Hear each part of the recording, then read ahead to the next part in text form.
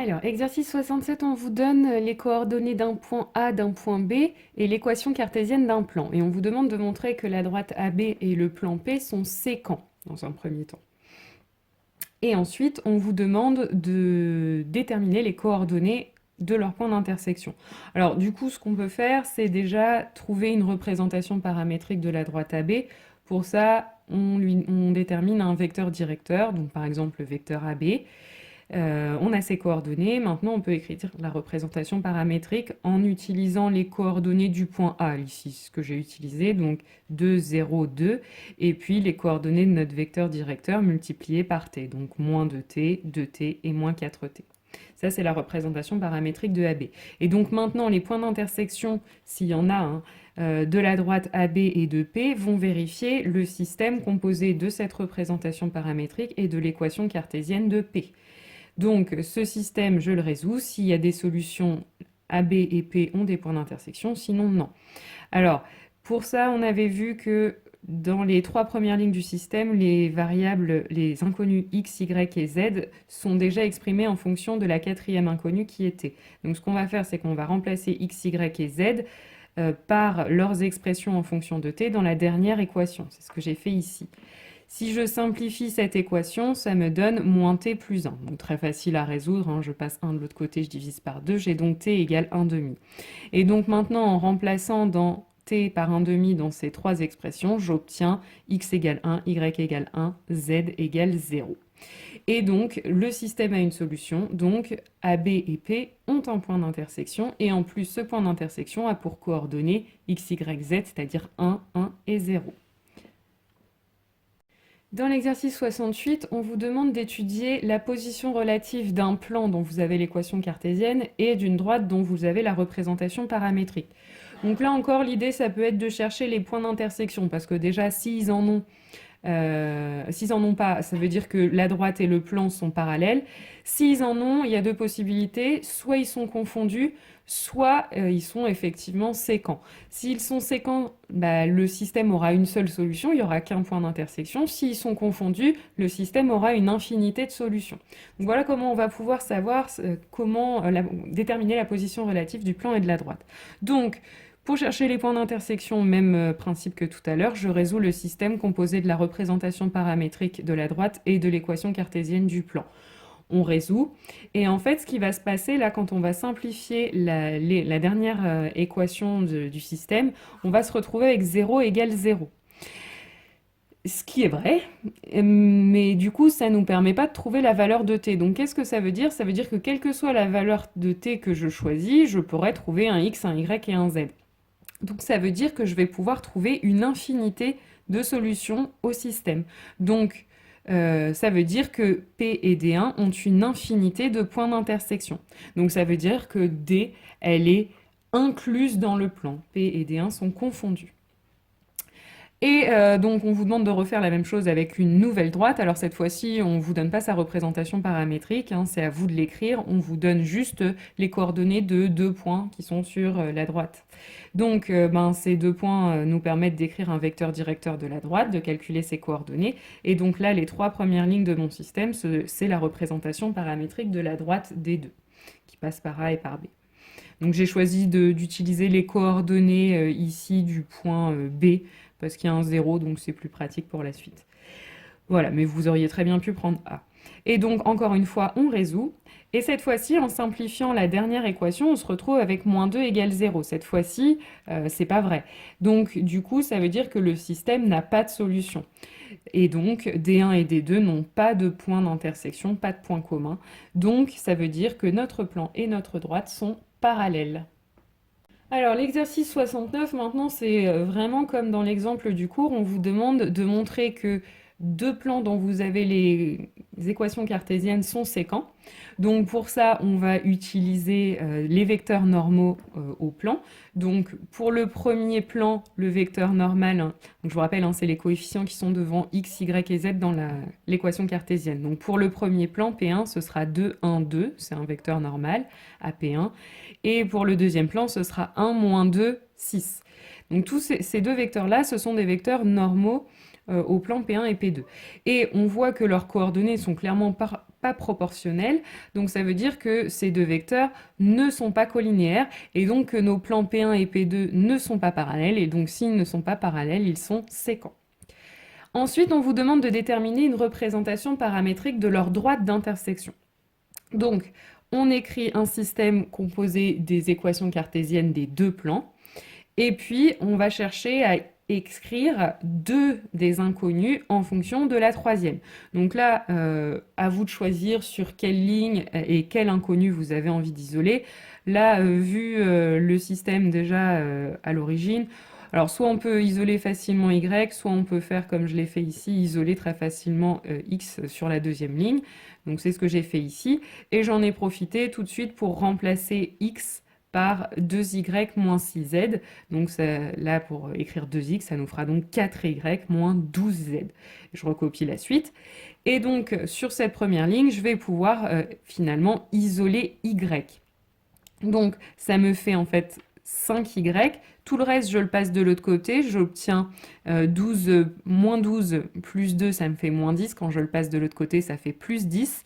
Et puis, mon 1, je le passe de l'autre côté, ça fait moins 1. Étant donné que j'avais 5y, je divise par 5. Voilà. J'ai donc y en fonction de z. Et une fois que j'ai écrit y en fonction de z, je remplace dans la deuxième ligne y par cette expression qui dépend de z. Et ça me permet d'obtenir aussi x en fonction de z. Et donc maintenant, ça veut dire que la droite d'intersection de P1 et de P2, j'ai presque écrit sa représentation paramétrique ici. En fait, il suffit maintenant de dire que z, je peux le prendre comme je veux. Donc en fait, ça va être le paramètre t de notre représentation paramétrique. Et puis ensuite, je remplace z par t dans les deux lignes du dessus. Et voilà la représentation paramétrique de la droite d'intersection de mes deux plans. Alors, l'exercice 72 commence exactement de la même façon, à savoir, il faut démontrer que vous avez des plans qui sont séquents. Donc, encore une fois, on utilise les vecteurs normaux. Donc, pour le plan P1, c'est le vecteur 1, 1, 0. Pour le plan P2, ce sera le vecteur 0, 1, 1. Ils ne sont pas collinéaires, donc P1 et P2 sont séquents. Ensuite, on vous demande de justifier que leur intersection, c'est la droite dont on vous donne une représentation paramétrique.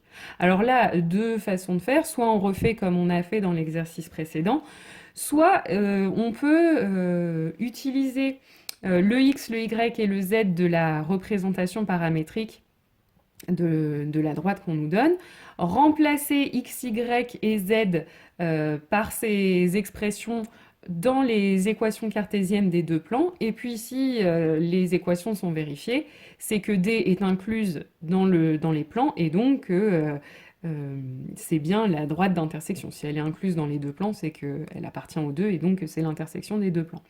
Alors, ici, si je remplace d'abord x par donc 1 moins t plus y qui est t moins 1, j'obtiens bien, les t simplifient les 1 aussi, j'obtiens bien 0. Donc la droite est bien incluse dans le plan P1. Tous les points qui se trouvent sur la droite vérifient l'équation cartésienne de P1. Donc D est incluse dans P1. Et je fais la même chose avec P2. Donc cette fois-ci, je prends Y, c'est T, plus Z, donc plus 2 moins T, moins 2. Même chose ici, les t s'annulent, les 2 s'annulent, ça fait donc 0, et donc D est incluse dans le plan P2, donc D est la droite d'intersection de P1 et P2. Maintenant, on vous demande de déterminer une équation du plan R passant par le point O, donc l'origine du repère, et orthogonale à la droite D. Donc, je veux la représentation paramétrique l'équation cartésienne d'un plan qui est orthogonal à une droite. Donc la première chose, c'est je vais déterminer un vecteur directeur de cette droite, puisque un vecteur directeur de cette droite va donc être un vecteur normal au plan. Et une fois que j'aurai mon vecteur normal, je pourrai écrire une représentation, une équation cartésienne du plan en question. Alors, la droite D, quand je regarde sa représentation paramétrique, les coefficients qui sont devant les t sont en fait des coordonnées du vecteur directeur de cette droite. Donc là, un vecteur directeur de D que je peux donner, c'est moins 1, 1, moins 1. C'est un vecteur directeur de D et donc c'est un vecteur normal au plan R.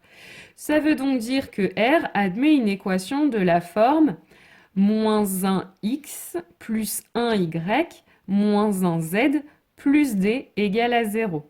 C'est un petit clin d'œil à Florentin, c'est sa méthode. Ensuite, pour continuer, pour déterminer, parce qu'il nous manque quand même le coefficient d, bah, j'utilise la deuxième information qu'on me donne, à savoir que ce plan passe par l'origine du repère. Ça veut donc dire que quand je remplace x, y et z par les coordonnées de l'origine, c'est-à-dire 0, 0, 0, eh bien, ça doit être égal à 0. Donc là, je vais avoir moins 0 plus 0 moins 0 plus d doit être égal à 0. Et donc, d doit être égal à 0. Donc finalement, moins x plus y moins z égale 0, c'est une équation cartésienne de R. Maintenant, on vous demande de démontrer que le point I, intersection du plan R et de la droite D, a pour coordonnées 0, 1, 1. Donc là, c'est comme d'habitude, hein, on a déjà les coordonnées du point d'intersection, donc plutôt que de le déterminer en utilisant un système, on va plutôt vérifier que ce point appartient à la fois à la droite et au plan. Donc pour vérifier qu'un point appartient à une droite, on remplace x, y et z dans la représentation paramétrique de la droite par les coordonnées du point, donc en l'occurrence 0, 1, 1. Et on résout chacune des trois équations à une inconnue. Donc là, les trois équations nous donnent t égale 1. Donc c'est le même résultat. Donc ça veut bien dire que notre point appartient à la droite. Et puis pour savoir si le point appartient au plan, on remplace x, y et z dans la représentation paramétrique du plan qu'on vient de déterminer. Donc là, moins 0 plus 1 moins 1. Si je calcule ça, ça me fait bien 0. Donc i appartient au plan. Maintenant, on vous demande, donc on vous donne les coordonnées de deux points A et B, on vous demande de vérifier que les points A et B appartiennent au plan R. Donc là, c'est exactement comme on vient de faire pour l'origine du repère. On remplace dans l'équation cartésienne du plan le x, le y et le z par les coordonnées de A. On s'aperçoit que ça fait bien 0, donc A appartient bien à R. On fait la même chose avec les coordonnées de B, ça fait encore 0, donc B appartient bien à R. Maintenant, on vous dit, on appelle A' et B' les points symétriques respectifs des points A et B par rapport au point I. Justifier que le quadrilatère AB, A', B' est un losange. Alors, d'abord, faut regarder un petit peu ce que ça donne cette construction. Donc, vous savez que A', pardon, c'est le symétrique de A par rapport à I. Qu'est-ce que ça veut dire? Ça veut donc dire que là, la longueur AI et la longueur IA' sont égales. Et puis, vous savez aussi que B', c'est le symétrique de B par rapport à I. Donc, pareil, la longueur BI va être égale à la longueur IB'. Donc, là, finalement, vous avez un quadrilatère qui a ses diagonales qui se coupent en leur milieu. C'est donc un parallélogramme. C'est déjà une première étape. Et puis, pour démontrer maintenant que c'est un losange, en fait, ce qu'il faut démontrer, enfin, ce qu'on peut démontrer, c'est que les diagonales, en plus de se couper en leur milieu, elles sont perpendiculaires. À ce moment-là, vous avez un losange.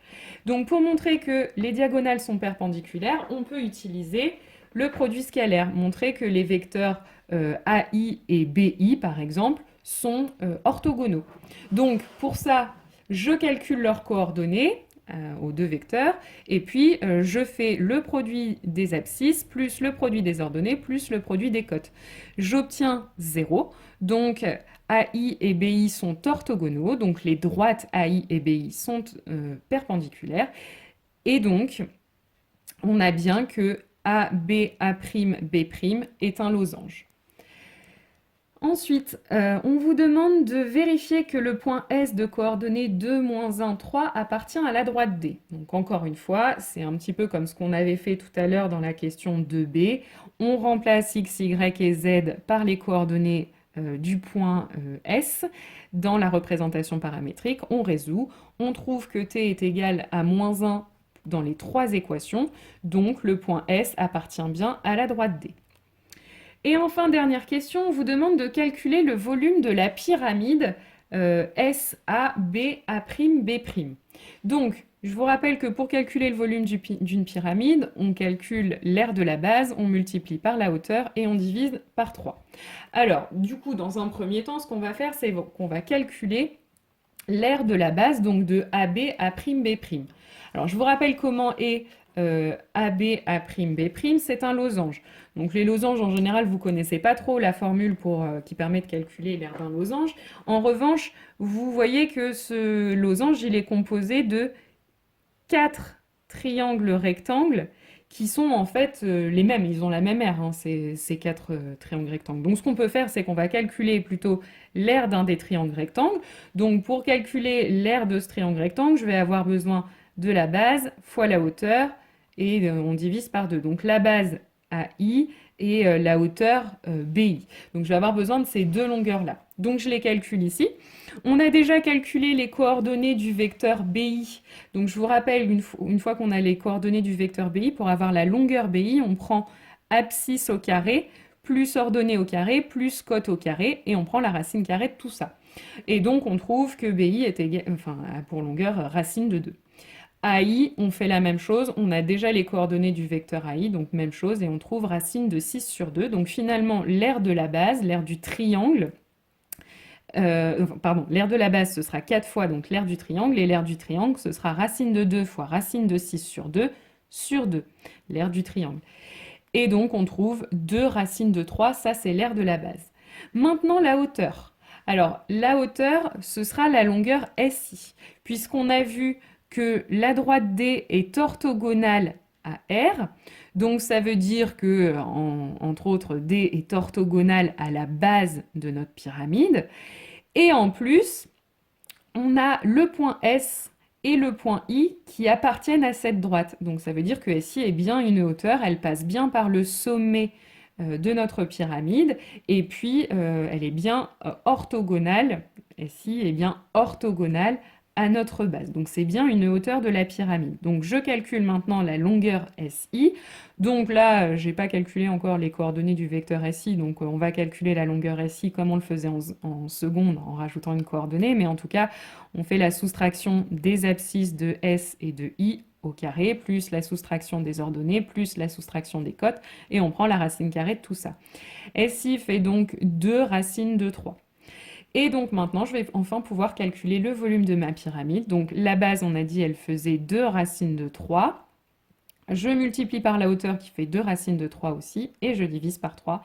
Finalement, le volume de ma pyramide, c'est 4.